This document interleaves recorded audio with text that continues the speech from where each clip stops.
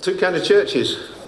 There's going to be the cruise ship and the lifeboats. And if you were part of those people 16 years ago, then, if you remember, I said at the end of that, if you don't want us to keep on making the choice to be the lifeboats, if you want to be the cruise ship, please vote no, because if I'm going to come and lead the church, that's what we're going to keep on doing. And it isn't just a one-off choice to launch the lifeboats. You realise that? It's like there's always people in the water. We're in the last days. But we're 16 years further on into the last days than we were in the last days then, but we're in the last days. As I look at what's going on in the world right now and see what's happening in conflicts in the Middle East, people talking about, potential of nuclear war and all this kind of stuff, things that we don't even like to think about, but God has got a plan for.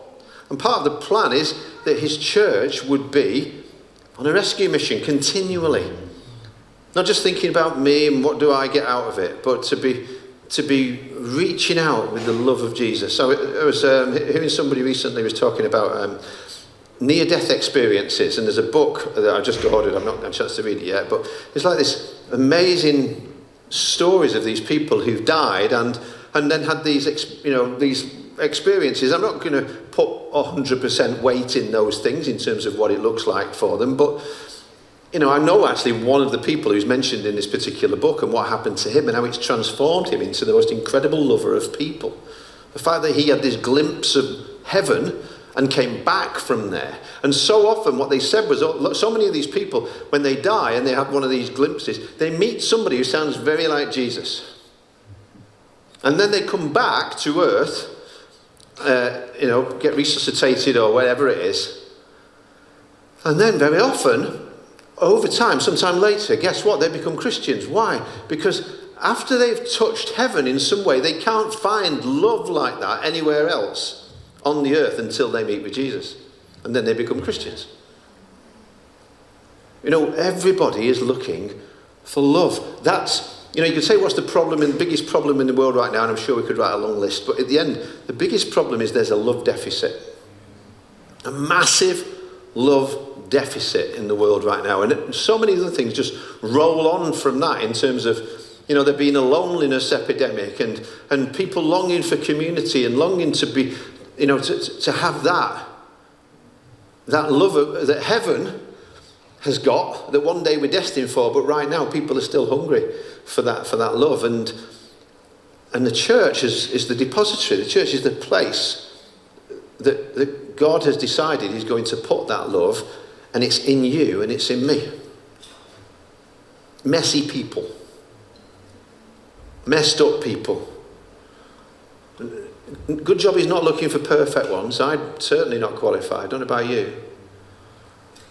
People who hurt people. People who, because when I think about the move from the cruise ship to the lifeboats, there's all kinds of words that we could use about what that would look like. And some people say, well, that looks just like faith, and that looks like, an adventure, or that looks like courage, or whatever. That's true. I'll tell you all what really the word that, as I've thought about it, it comes down to for me. And we've seen this time and time again as we've proved it, as we've moved out in all kinds of different ways and launched so many things over the years. The word that comes to mind for me is inconvenience.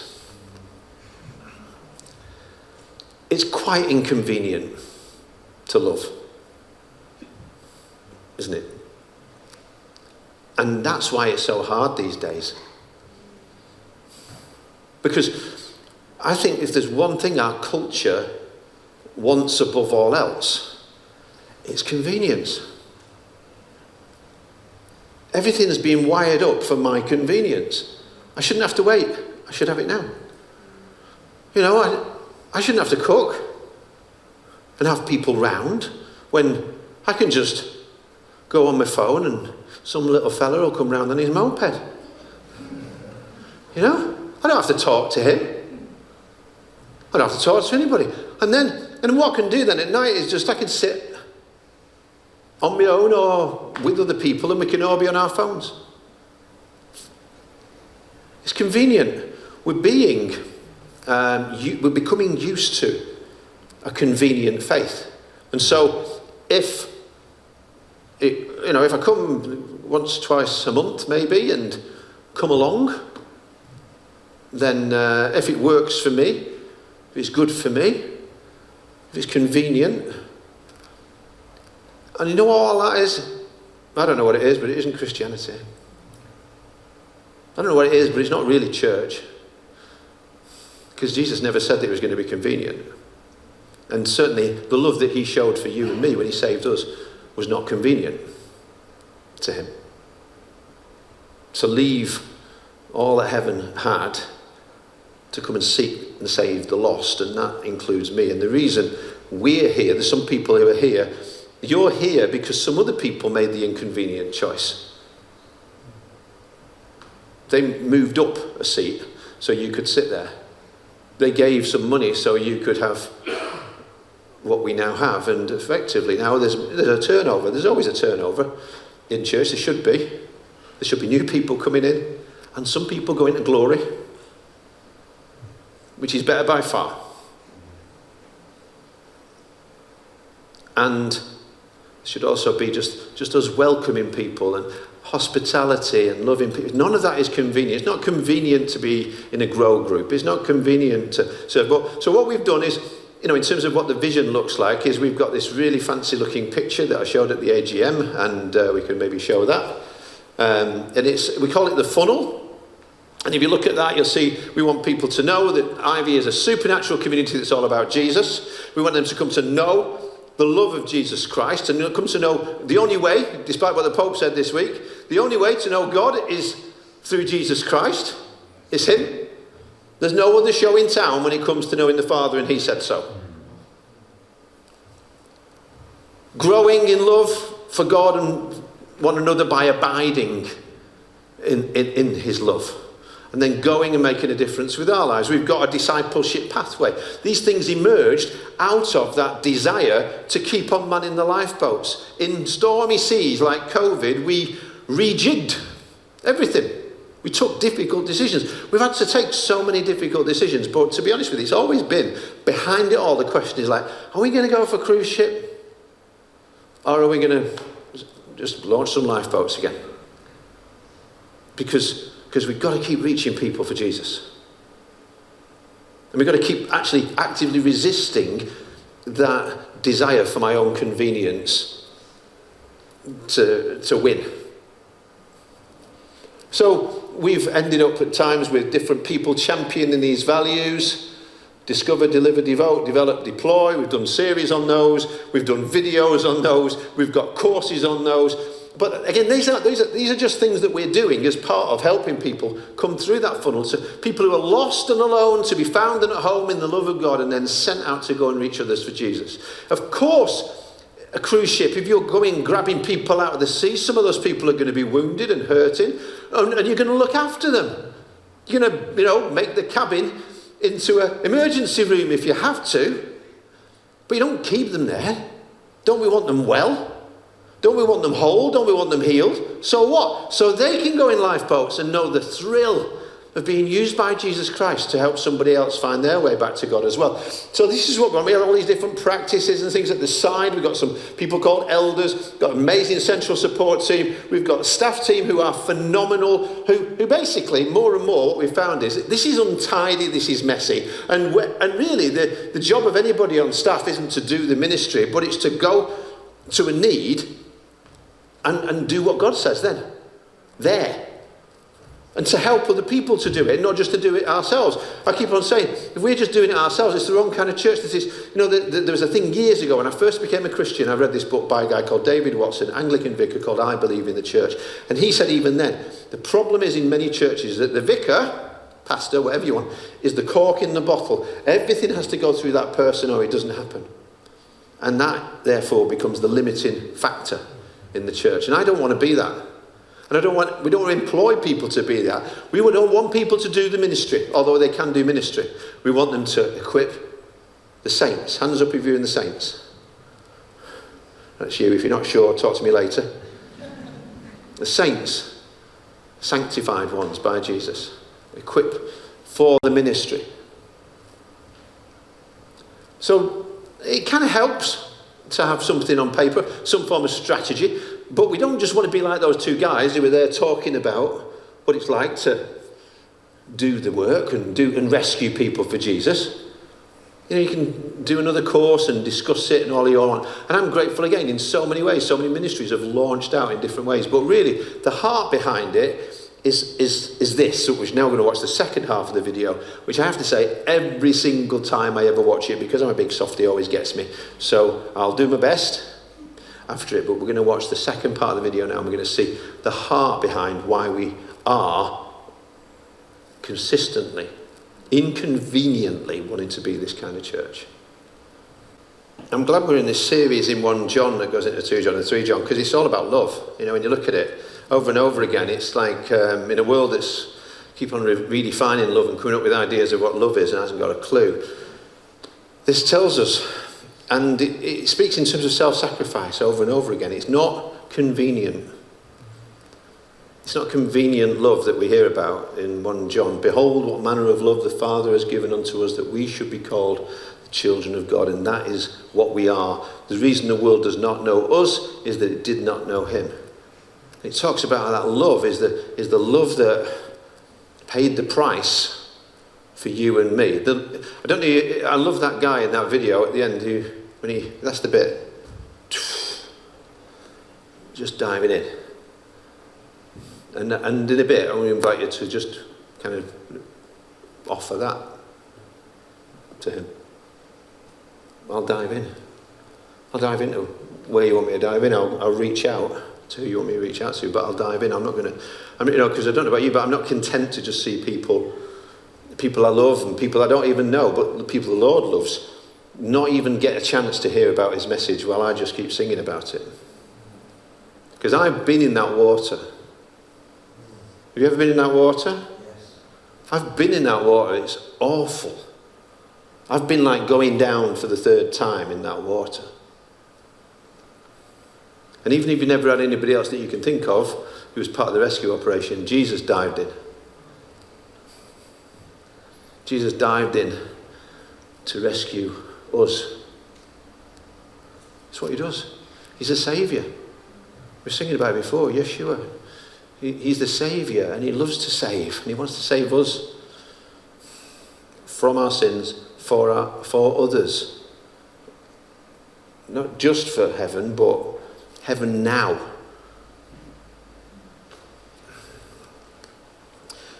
So the vision is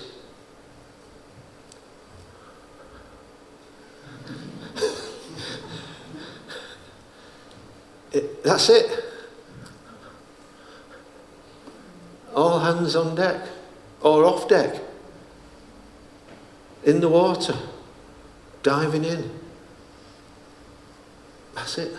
That's the vision. That's the vision that gets me, you see, and basically that's why, if the vision annoys you, I'll annoy you. Because that's what I'm about. Because I've been saved, you see. I've been saved, and it's amazing, and he's so kind, and he's so good, and I'm kind of spoiled by it for ordinary life. Having got that, I just want to know more about that. Now, with that in mind, when we showed that lovely funnel thing, which Dan put together, great graphic, and it helps us on the staff team a bit sometimes, and sometimes we discuss it at elders. See, it's just a picture really, but it's how we're going to do that round here in some way. There's some of the ways, but they're not all the ways, because I don't know where you fit there, I don't know where you're at on there, but basically every one of us, as he said, is called to an all hands on deck kind of inconvenient faith. And one of these things that they said when you read this book about people dying and being face to face with Jesus, similar kind of thing keeps getting asked all the time of them. And some of them, this is why they end up coming back, because of their answer to it. The question is, did you learn to love in this life? That's it. That's what all Jesus wants. It's like, not just love yourself. Did you learn to love? That's the Jesus question. And I'm so convicted by that. But it's like I could know my Bible inside out and quote it in the Greek. I could start all kinds of ministries, wear a t-shirt, all kinds of stuff. But without love, it's just a clanging cymbal. It doesn't matter. Ding, ding, ding.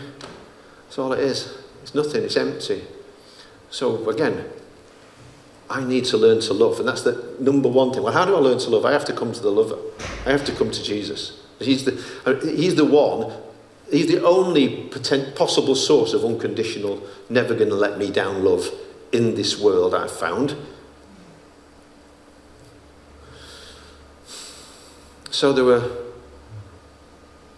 were 3 single people, 2 sisters and a brother. And, you know, Jesus had friends, different kinds of relationships. He had Peter, who it seems was married because he had a mother-in-law, and he had these other bunch of 11, and we don't know all about their family backgrounds, but we do know that there was a couple of people called Mary and Martha, and they had a brother called Lazarus, and they befriended Jesus, or he befriended them somewhere or other. Later on, they were really glad that they befriended Jesus, especially Lazarus. You know.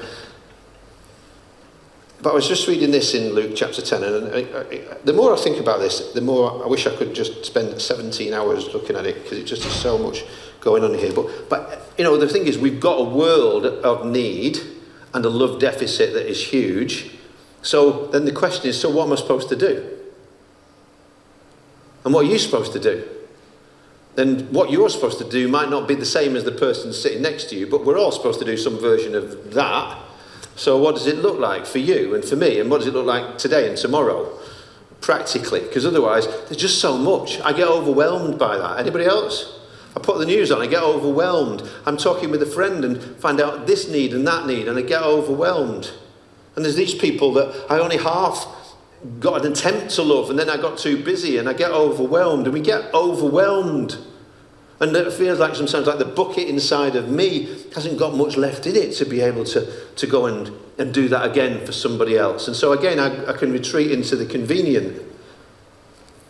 Now there's times when Jesus will call us to go to people and do what is needed. So I want to hold on to that. So in Luke chapter 10, if you were having a look, you'd see that he tells the story of the Good Samaritan. And he says, you know, at the end of that story, there's a guy here who's beaten up, who's in need, and he's got nothing.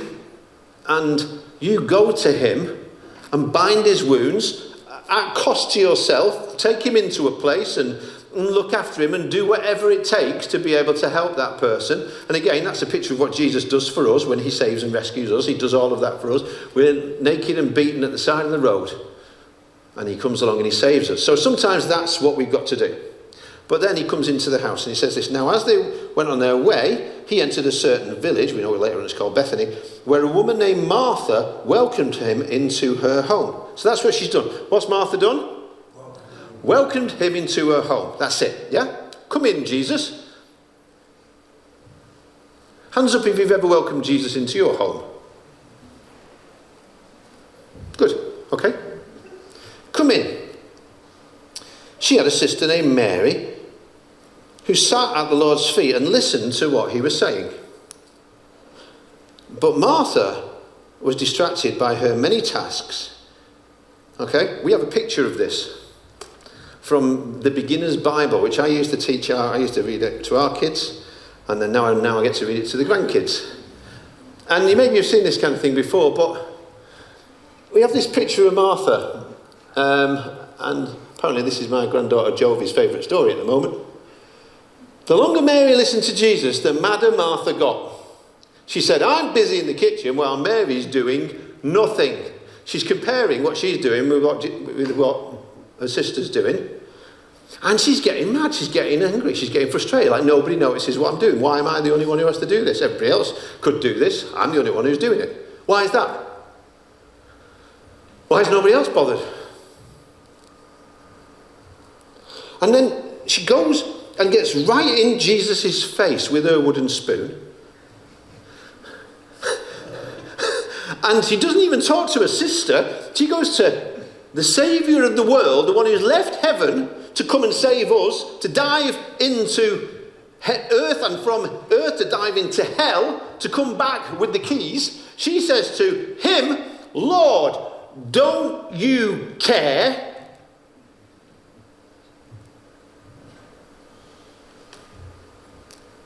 Wow. That's where it'll take you. Jesus, please tell my sister to stop what she's doing and come and do what I'm doing.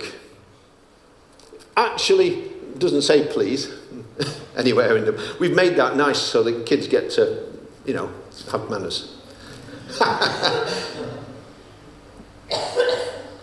But the Lord answered her, Martha, Martha. He knows your name? He knows my name? Lynn.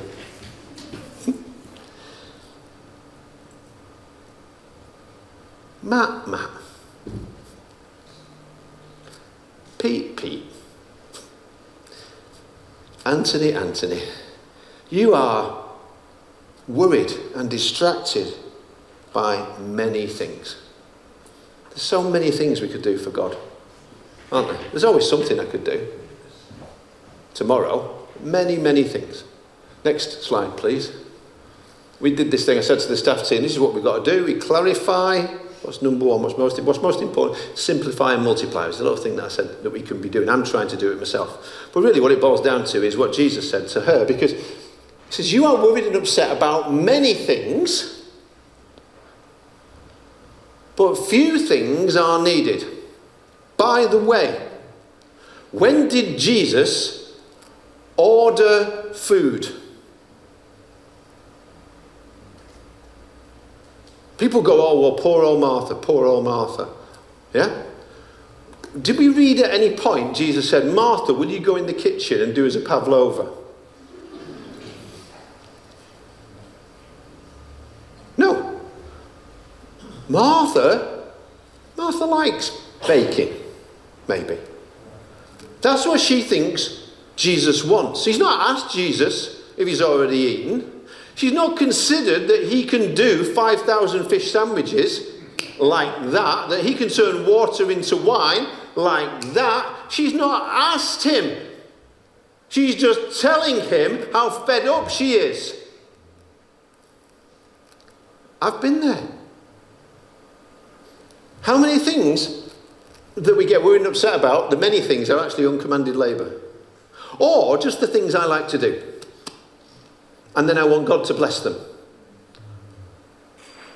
I just want to do those things, and I like doing those things. It's no sacrifice for me to do those things. It's the fun things. I want God to bless them. It's not the same, isn't it? See, there's few things that are needed right now.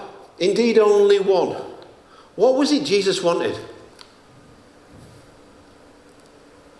Her. What was he not getting? The one thing that he wanted was the one thing she wasn't giving him, because she was busy with many things. Hands up for that one.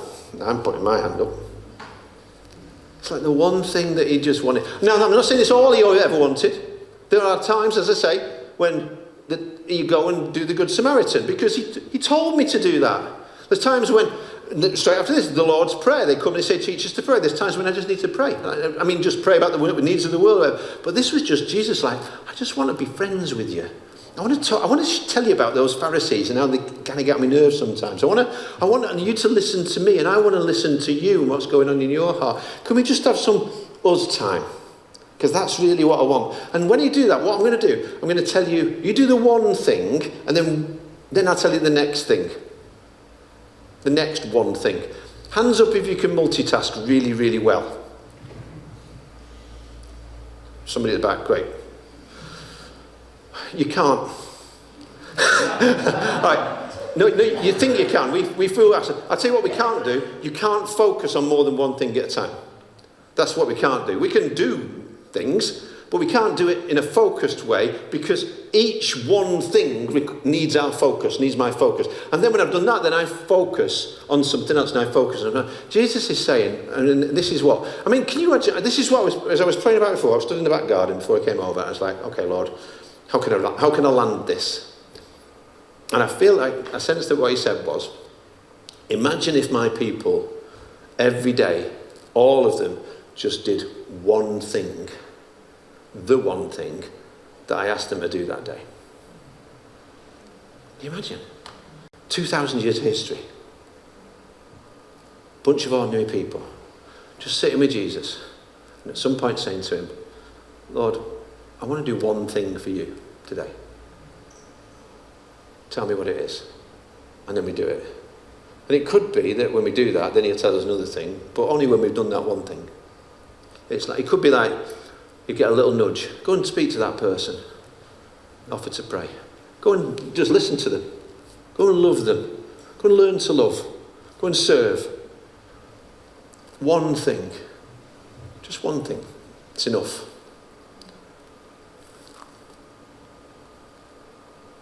Mary's chosen the better part, and it will not be taken away from her. She chose well. Lord, I pray that we'll choose well tonight.